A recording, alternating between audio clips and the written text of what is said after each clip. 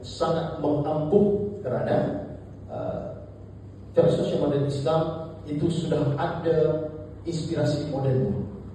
Dalam masa yang sama sudah ada percikan-percikan rasional,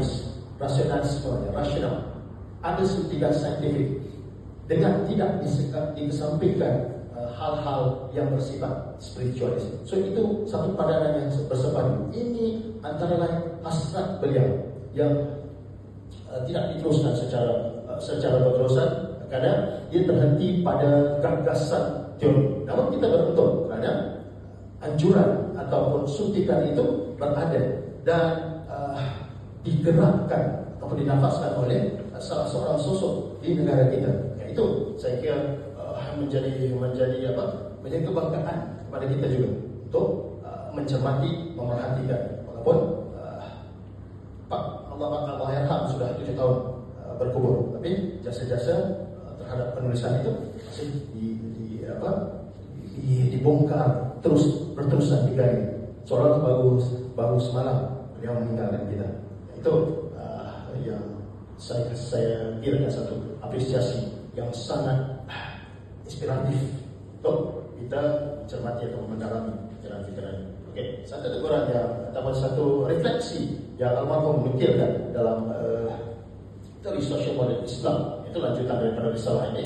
Dia tulis panjang lebar dalam ini. Dia menjelaskan tentang bagaimana ketidakfahaman kita ataupun kedangkalan kita dalam beberapa perkara, terutama dalam melibatkan pemahaman pada firman Tuhan dalam Al-Quran.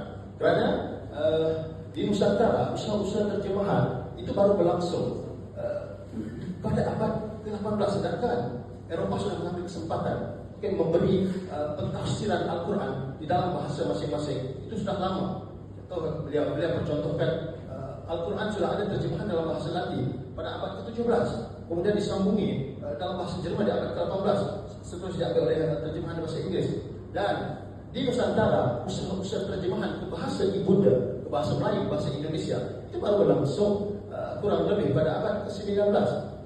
Tambah-tambah Urdu lebih memulakan. Sedangkan ironinya yang di kelompok Nusantara itu yang berpegangan teguh ataupun yang beriman dengan ajaran Islam, itu yang beliau rasakan perlu sesuatu hal atau sesuatu terutama yang melibatkan inskripsi suci dipahami dahulu dalam bahasa yang menuturnya.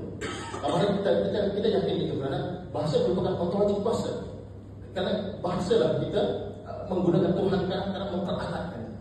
Itu yang menjadi hujah almarhum Qasim Ahmad dalam cuba merealisasi atau cuba mematerial teori sosial modern Islam.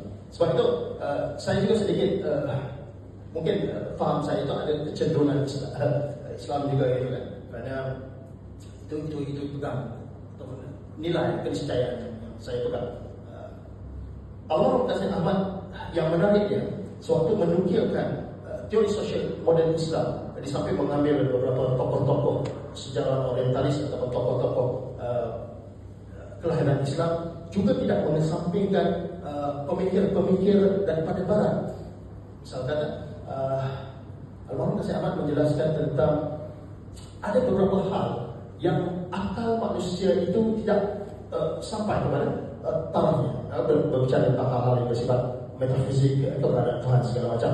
Yang itu beliau nisbahkan yang diungkapkan oleh Hujatul Islam Al-Ghazali, Ibn Taymiyah membawa kepada Ibn Rushd. Dan dalam masa yang sama Qasim Ahmad turut memperakui pemikir-pemikir Barat juga berkata sedemikian. Misalkan Goethe yang mengakui ada beberapa hal dalam fikiran manusia yang tidak dapat menjangkau persoalan-persoalan yang lebih abstrak yang bersifat metafisik.